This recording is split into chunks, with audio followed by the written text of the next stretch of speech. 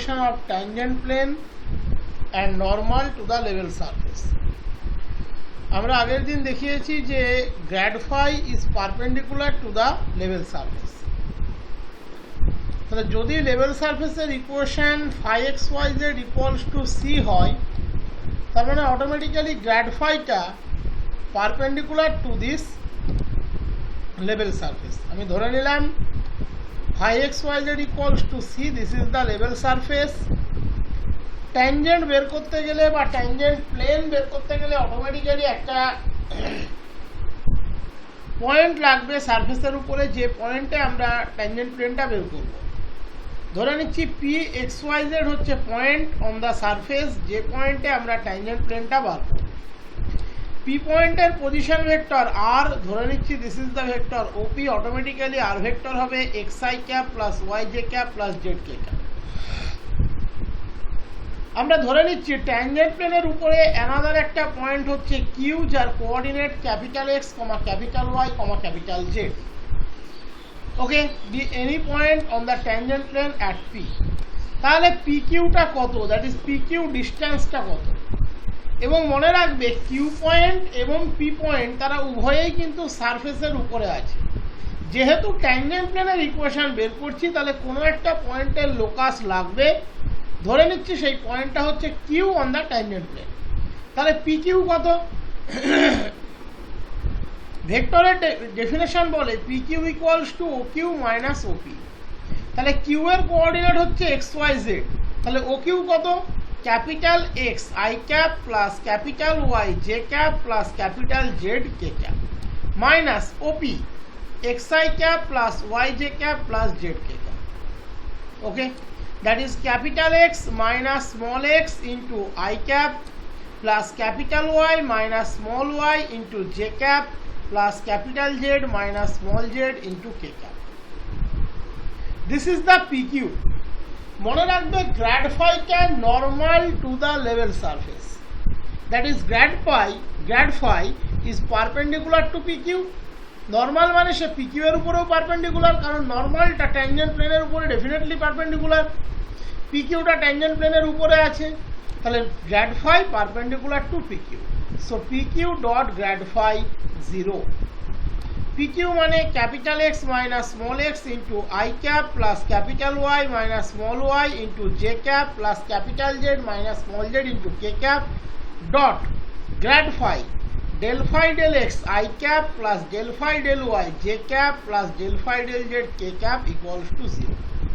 So dot product দিলে তুমি পাবে capital X minus small X del phi del X plus capital Y minus small Y del phi del Y plus capital Z minus small Z del phi del Z equals to 0।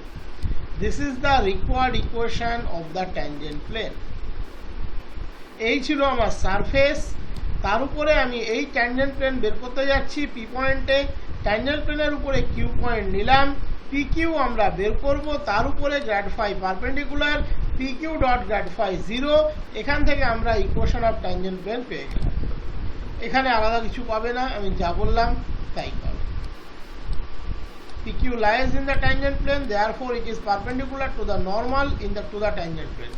But we know that grad phi is the respective normal, so PQ and grad phi are perpendicular, that is PQ dot grad phi 0, that is this is the equation of the tangent plane. এবার আমরা নর্মালের equation বের করতে যাব।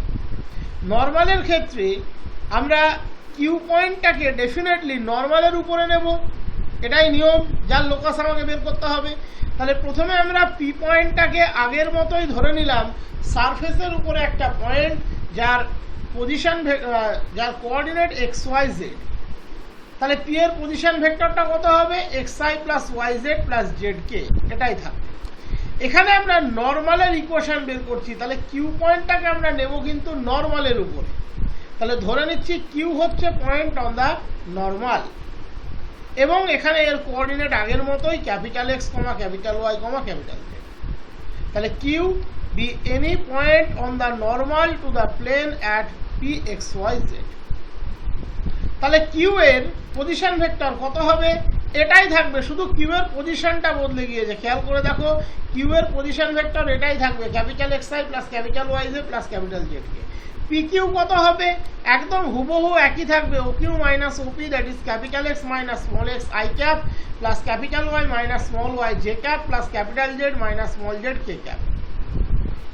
এটা হলো P Q এর value আমরা পেয়ে গেলাম, পি কিউ ভেক্টর পেয়ে গেলাম। এবার এখানে ঘটনাটা কিন্তু আলাদা।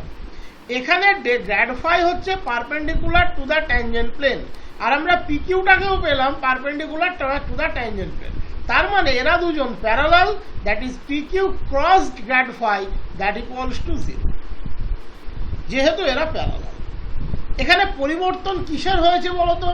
শুধুমাত্র কিউ পয়েন্টের পজিশনের পরিবর্তন হয়েছে। অবজার্ভ করে দেখো, তুমি আগেরটা যখন করেছিলে কিউ পয়েন্টটাকে নিয়েছিলে অন দ্য ট্যানজেন্ট প্লেন, বাকি সব একই আছে। ও কিউ এর কোঅর্ডিনেটও যা ছিল, পি কিউও তাই ছিল, দ্যাট ইজ এই পোর্শনের কোনো পরিবর্তন নেই।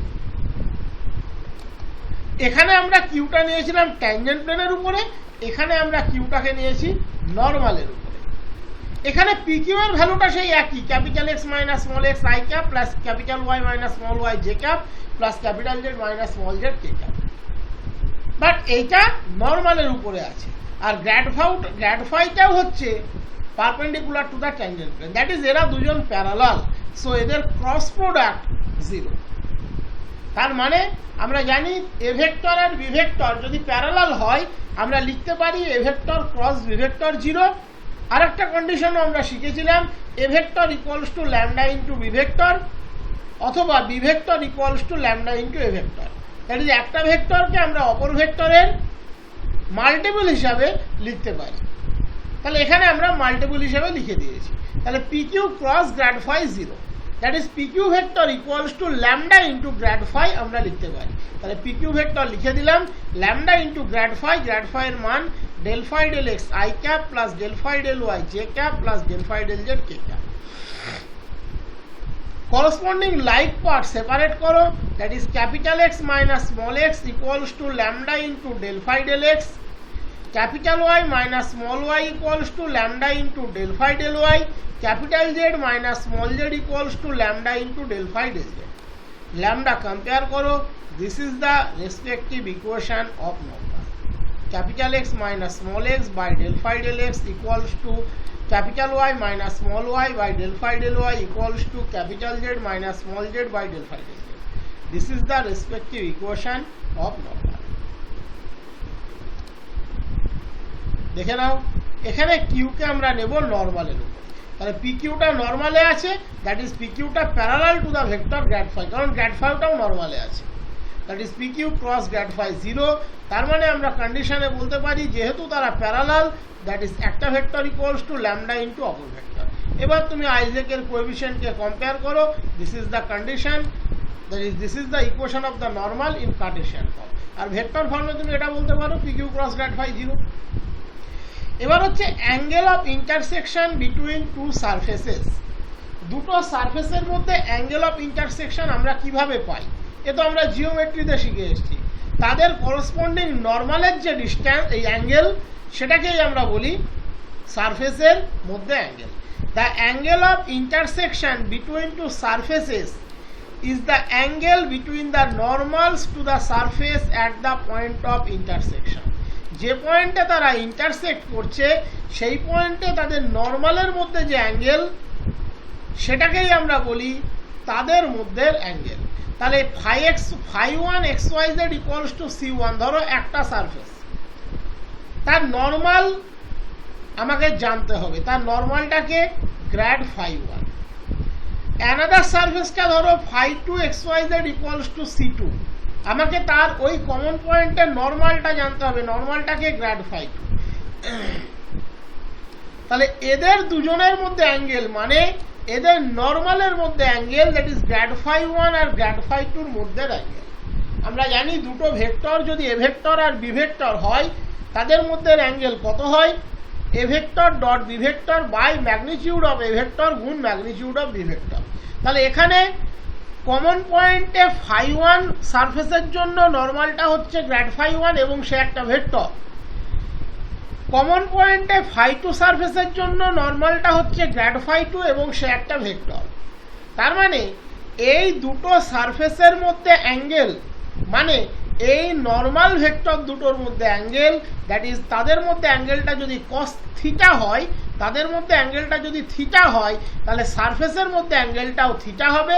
ভেক্টর বলছে যেহেতু এই দুটো ভেক্টরের মধ্যে অ্যাঙ্গেলটা আমি থিটা ধরে নিচ্ছি, তাহলে cos theta equals to grad phi one dot grad phi two by magnitude of grad phi one গুণ magnitude of grad phi two. That is this is the formula for angle between two surface.